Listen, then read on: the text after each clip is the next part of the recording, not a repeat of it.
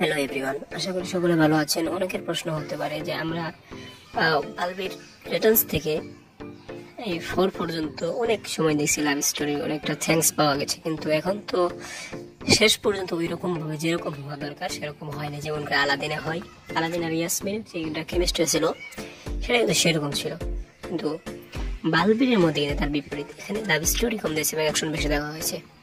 তো মানুষ চাই বালবিরকে একটু লাভ বয় হিসেবে দেখতে। তো এদেরকে বলতেছি যে আগামী বালুর 5-এ তেমন আহামরি লাভ স্টোরি নেই, ঠিক আছে, কিন্তু আগের তুলনায় একটু বেশি আছে।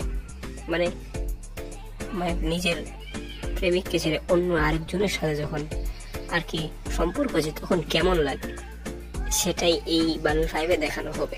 এই বিষয়টাই এরকম কিছু একটা হতে চলেছে।